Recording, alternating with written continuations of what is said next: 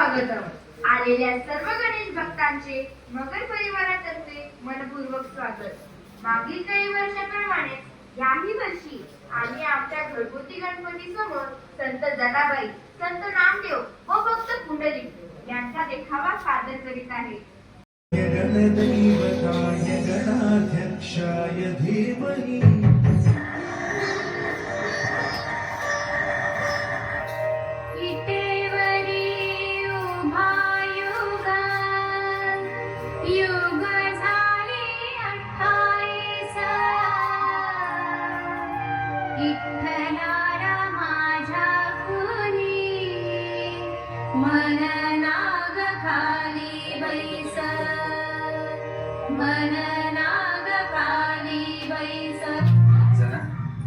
थांबलीस का? काय तुझ्या मुखी सरस्वती लागते, तुझे काव्य आजरामर होईल ना? नाही रे बाबा, देवा तुला बघून सुस्त ना तेच करते। तूच माझं भाव, शब्द माझे बोलले ना तरी राहत नाही। मुखी एका तोही बनून मी तरी काय करू? जतन कर, तुझी ही अभंगवाणी इतरांना कळाली पाहिजे। मला कुठून जमायला? यापुढे तुझे अभंग मी लिहून ठेवत जाईल।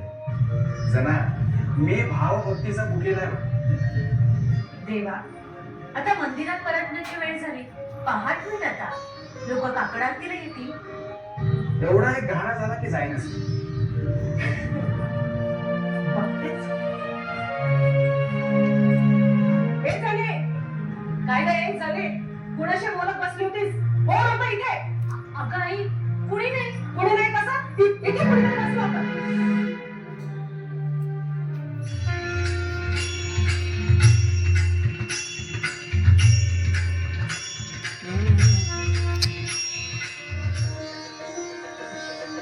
एके दिवशी संत कबीर जनाबाईंच्या भेटीसाठी पंढरपूरला आले। जना, सामान्य स्त्रीप्रमाणे तू का म्हणतेस?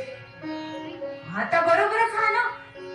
या मेलीने माझ्या गावल्या घेतल्या। ए झाले, तोंडावरून बोला सांग, उठवते मी तुला। एक तर गावल्या बेबी थांबल्या होत्या। हे तर अवघडच झालं। जना, यातनं तुझ्या गौऱ्या तू कशा निवडणार? मी कशाला?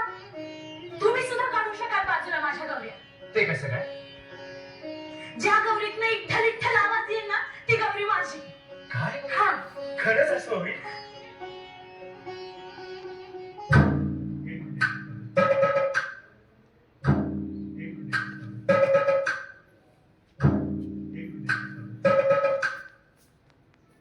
विठ्ठल विठ्ठल विठ्ठल।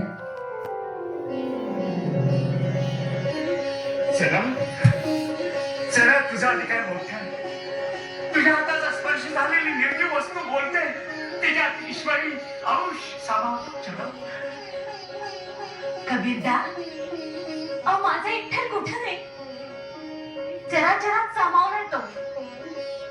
माझ्या हकेला ओढ देतो ना इतकं। पण माझा गुरु नामदेव,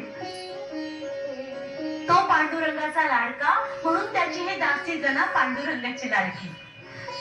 अधिकार मोठा ना, तो नामदेवाचा।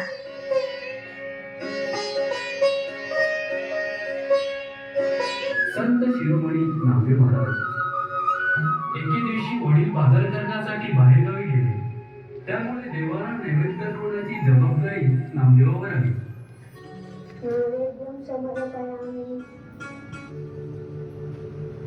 विठ्ठला पांडुरंगा, आज काय तुझा उपास आहे का?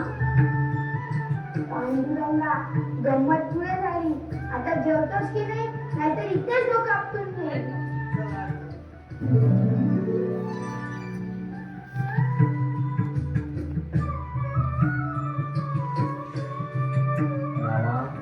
तुझ्या बाला हट्टापुढे मी शरण आलो बघ बाळा। यापुढं तू जे जे हट्ट करशील ते मी पूर्ण करीन। जेवायचंच तर आहे ना?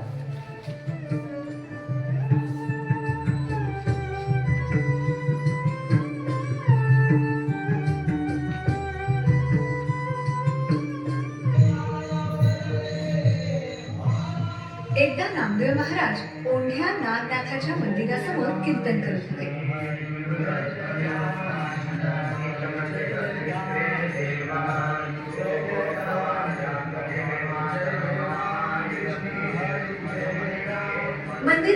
रुद्रपठण चालू होतं. नामदेव महाराजांच्या कीर्तनाचा त्रास रुद्रपठण करणाऱ्या ब्रह्मवृद्धांना होऊ लागला. ते मंदिरामधून बाहेर आले आणि नामदेवाला म्हणाले, आमच्या नादराजाला कोकणात सहन होत नाही. चालता होईल तुला इथे कीर्तन करता येणार नाही. तू देवळाच्या मागे जा आणि तिथे कर कीर्तन. नामदेव महाराज मंदिराच्या मागे जाऊन कीर्तन करू लागले आणि चमत्कार झाला.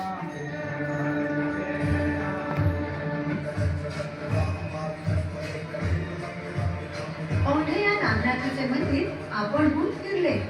मंदिराचे पूर्वेकडील द्वार पश्चिमेकडे झाले. आपल्या मंत्रपठणापेक्षा भगवान श्री शंकराला नामदेव महाराजांचे कीर्तन जास्त आवडले. हे ब्राह्मणांना पटल्यामुळे ते त्यांच्या चरणी नम्र झाले. नामदेव महाराजांनी सर्व कुटुंबासहित श्री पांडुरंगाच्या पूर्वद्वारी संजीवन समाधी घेतली. म्हणून या द्वाराला नामदेव द्वार असं म्हणतात. पंढरपूरला श्री विठ्ठल दर्शन घेण्यापूर्वी नामदेव पायरीचे दर्शन घेण्याची प्रथा आहे. ही पौराणिक कथा आहे भक्त आणि भगवंताची, भक्तीच्या शक्तीची, मातृपितृदेवोच्या महात्म्याची, भक्त पुंडलिक आणि विठोबाची. भक्त पुंडलिक आपल्या माता पित्याच्या सेवेत करत होता. त्याचे माता पिता त्याच्या मांडीवर डोकं घेऊन प्रगाढ बोलत होते. तेव्हा अचानक एक भुंगा पुंडलिकाच्या अवतीभोवती फिरू लागला. अचानक तो पुंडलिकाच्या मांडीत शिरला. त्याची मांडी पोखरू लागला. पुंडलिकाला असह्य वेदना होऊ लागल्या. मांडीवर जखम झाली, रक्त वाहू लागलं. पण तरीही पुंडलिकाची मातृवृत्ती सेवा अविरत चालूच होती. आई वडिलांच्या प्रती त्याचं समर्पण पाहून भुंग्याच्या रूपात असलेले श्रीकृष्ण भारावले. पुंडलिकावर अत्यंत प्रसन्न होऊन ते आपल्या मूळ रूपात प्रकट झाले. पुंडलिका कोण आहे? समस्त ब्रह्मांड ज्याच्या दर्शनासाठी आतुर असत तो मी श्रीकृष्ण. पुंडलिका, तुझ्या मातृपितृप्रेमामुळे आणि तू केलेल्या त्यांच्या सेवेमुळे तुझ्यावर प्रसन्न होऊन तुला दर्शन देण्यासाठी मी इथे आलो आहे. देवा, आपण माझ्या दारी आलात हे माझं परमभाग्य. पण मी माझी मातृसेवा झाल्याशिवाय येथून उठू शकत नाही. पण पळवर थांबा. या गरिबाच्या घरात आपल्याला देण्यासाठी योग्य असं आसन नाही. देवा, हे पंढरपूर तीर्थक्षेत्र चंद्रभागेने पावन केले. येथे जलशुद्धी मिळते. त्या तीरावर हे स्थान पावन क्षेत्र म्हणून ओळखलं जावं.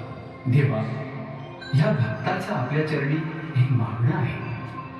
वी म्हणजे ज्ञान, ठोबा म्हणजे आकार. हेच रूप मला दिसून तसंच ज्ञानरूपी विठोबाचा अवतार तू घे. युगानुयुगे तुझ्या भक्तांना हेच रूप दिसून दे. तुझं सावळं रूप सगळ्यांना दिसून दे देवा, सगळ्यांना दिसून दे. या विटेचं आसन करून आपण याच्यावर उभं राहावं. गत जन्मीचा राजा मुचकुंद तू. या जन्मी तुला दर्शन देण्याचं मी वचन दिलं होतं.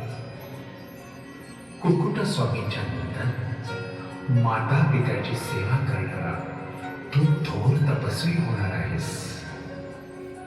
कोणत्याही साधनेपेक्षा ही सेवा अधिक थोर आणि पवित्र आहे.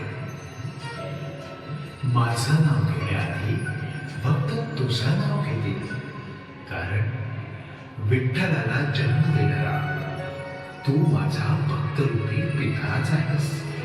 पुढील 28 युगे माझ्या सर्व भक्तांना मी अखंड दर्शन देत उभा राहील.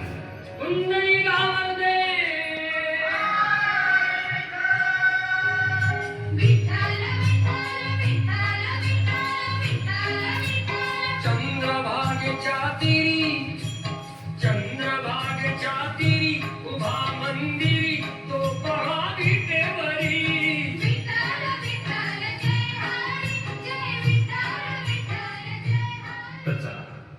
ज्या पुत्रश्रेष्ठानं आपल्या बुद्धी कौशल्यानं साऱ्या जगात माता पित्याचा महिमा वाढला, त्या शिवगौरीनंदन विघ्नहर्त्या श्री गणेशाच्या चरणी विनम्र प्रार्थना करू. हे गणनायक, सिद्धिविनायक, पार्वती नंदन गजानन, वरदहस्त असो सर्व मस्तकी, सद्बुद्धी मिळू सर्वांना.